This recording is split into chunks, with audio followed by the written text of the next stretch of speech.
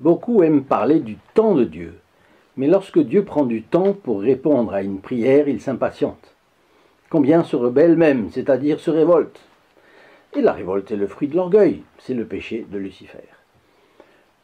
Le Padre Pio nous apprend la patience. Il a prié 25 ans pour une conversion, et c'est ce que nous allons voir. Cher ami fidèle du Padre Pio, bonjour.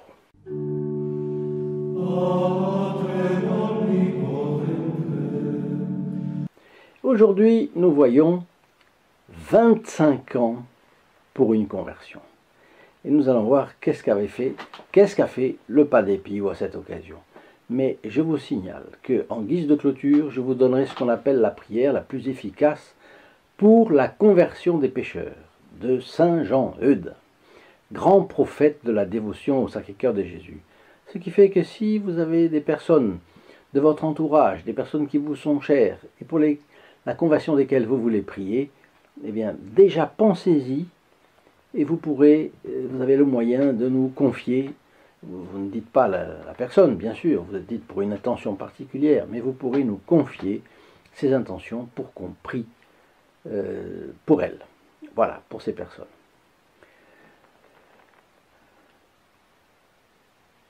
Alors,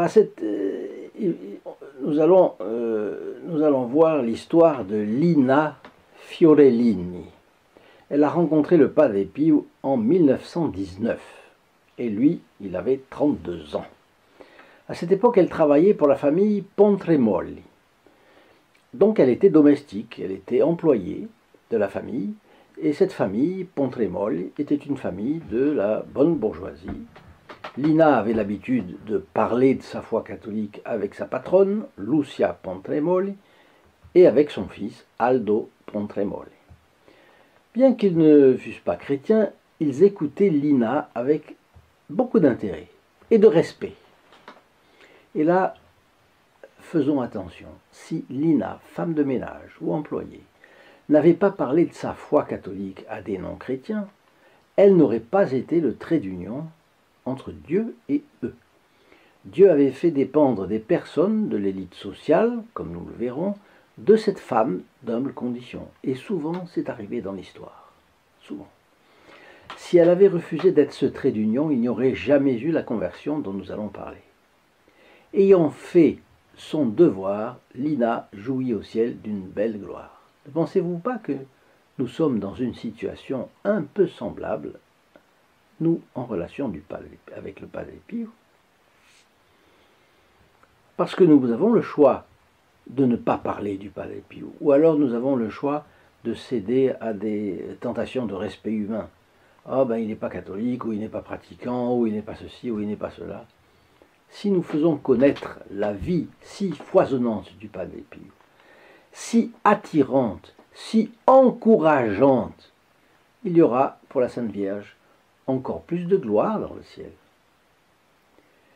Si nous ne le faisons pas, ne risque-t-il pas de manquer quelque chose quelque part? C'est pourquoi je vous invite à partager au maximum les vidéos de cette chaîne.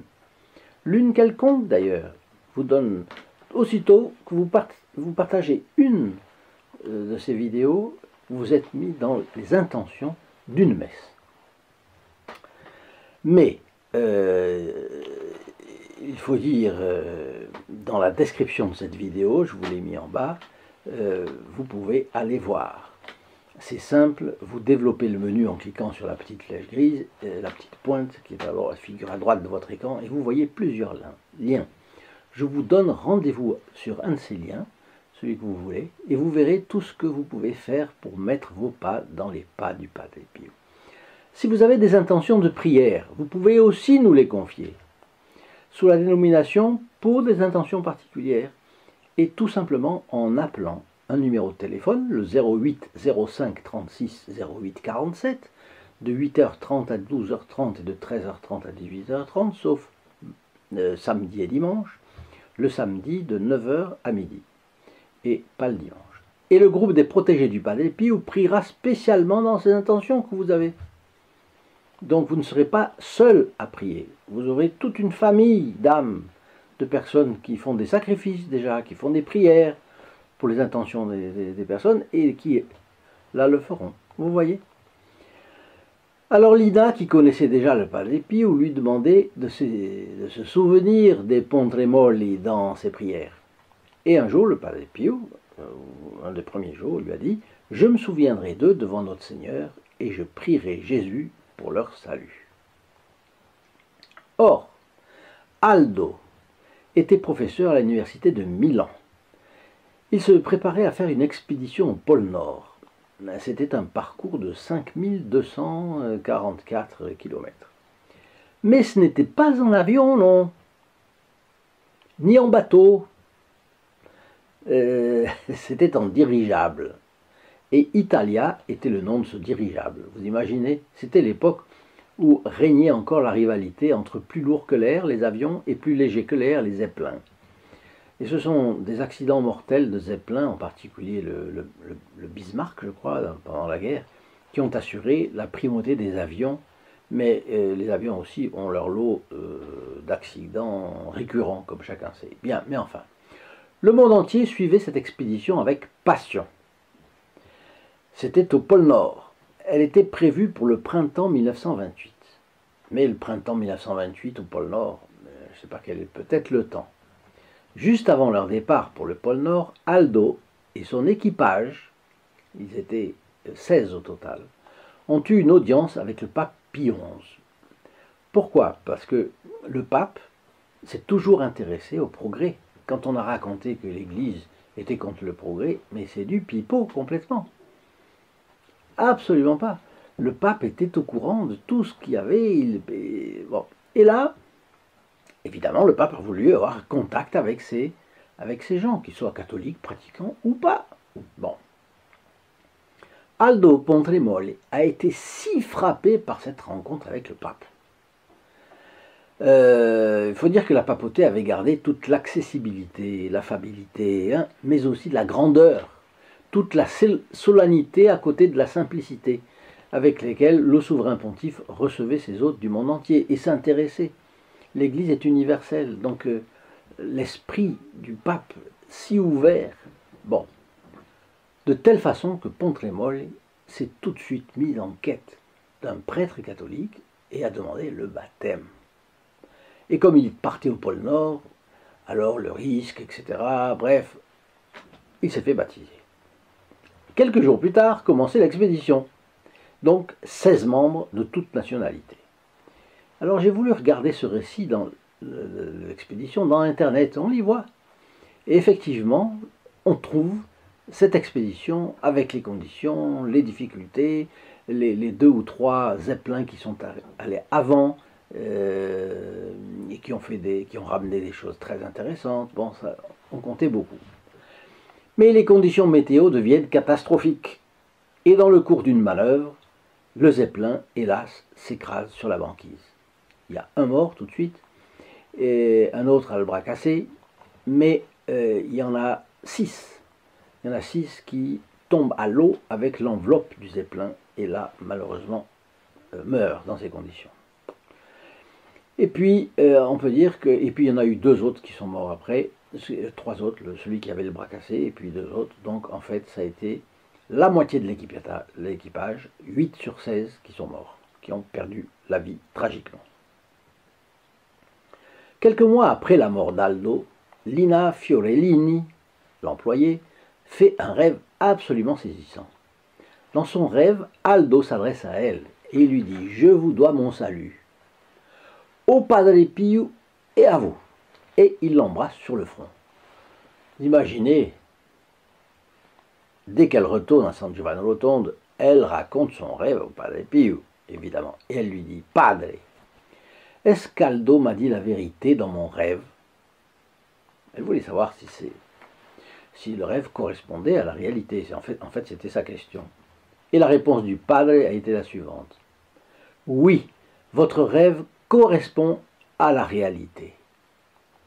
Aldo est passé du pôle Nord au paradis. » Eh oui, vous venez d'être baptisé. Le baptême, comme vous le savez, lave l'âme totalement. Qu'est-ce qu'il avait fait comme péché depuis? De Rome à là-haut, c'est à l'époque, en plus, en 1928, très peu de péchés. direct le paradis. Et voilà.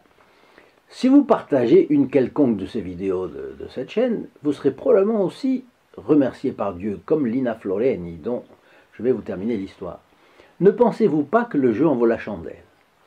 Au fil des ans, Lina a continué à prier pour Lucia, la mère d'Aldo. Et puis, le jeudi saint de 1946, Lucia Pontremoli a demandé le baptême, elle aussi. Alors le Padre Pio est rempli de joie lorsque Lina lui annonce la nouvelle, évidemment. Et le Padre Pio et Lina priaient pour Lucia depuis plus de 25 ans. Voyez-vous, donc, ce que disait toujours le Padre Pio, c'était ne pas s'inquiéter, savoir attendre, ne pas s'angoisser. Voyez?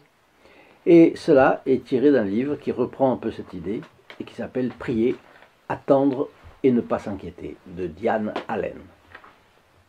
Alors maintenant, la prière très efficace pour la conversion des pécheurs de Saint Jean-Eudes. Je vous salue Marie, fille de Dieu le Père. Je vous salue Marie, mère de Dieu le Fils. Je vous salue Marie, épouse du Saint-Esprit. Je vous salue Marie, temple de toute la divinité. Je vous salue Marie, brillant lys de la resplendissante et toujours immuable Trinité.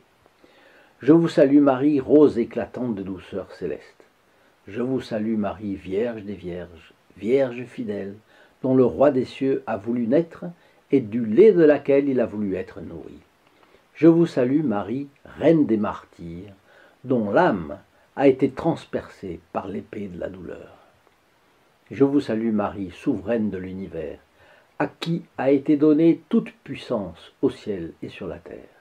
Je vous salue Marie, reine de mon cœur, ma mère, ma vie, ma douceur et mon espérance très chère. Je vous salue Marie, mère aimable. Je vous salue Marie, mère admirable. Je vous salue Marie, mère de miséricorde. Vous êtes pleine de grâce. Le Seigneur est avec vous. Vous êtes bénie entre toutes les femmes. Et Jésus, le fruit de vos entrailles, est béni. Béni est votre époux, Saint Joseph. Béni votre père, Saint Joachim. Béni votre mère, Sainte Anne. Béni Saint Jean, auquel vous avez été confié au pied de la croix. Béni votre ange, Saint Gabriel. Béni le Père éternel qui vous a choisi. Béni votre Fils qui vous a aimé. Béni le Saint-Esprit qui vous a épousé. Et béni à jamais ceux qui vous bénissent et croient en vous, ainsi soit-il. C'est une très jolie adaptation du « Je vous salue Marie ». Donc, je vous laisse aussi une notice de grande importance sur Saint Jean-Eudes. Il recommandait de réciter cette prière pour la conversion des pécheurs et prescrivait aux enfants dont il s'occupait de la dire au chevet des malades. La Sainte Vierge lui promit qu'à tous ceux qui la diraient avec dévotion ou bonne volonté, s'ils étaient en état de grâce, eh bien, elle augmenterait la dévotion dans leur cœur à chacune des salutations ou bénédictions qui y sont contenues. Et que, s'ils étaient en état de péché mortel, de sa main douce et virginale, elle frapperait à la porte de leur cœur à chaque salutation ou bénédiction qu'ils diraient, pour les exciter à l'ouvrir à la grâce. Et elle ajouta à Saint Jean-Eudes, Notre-Dame, que quand on trouverait des personnes engagées dans le péché et difficiles à convertir, il serait salutaire de les exciter à dire de bon cœur cette oraison, ou tout au moins de consentir qu'on la dise pour eux. À chacun d'en tirer les conclusions, pour vous et pour les autres. Je vous dis à demain, au revoir. In nome del Padre, del Figliolo e dello Spirito Santo, e così sia.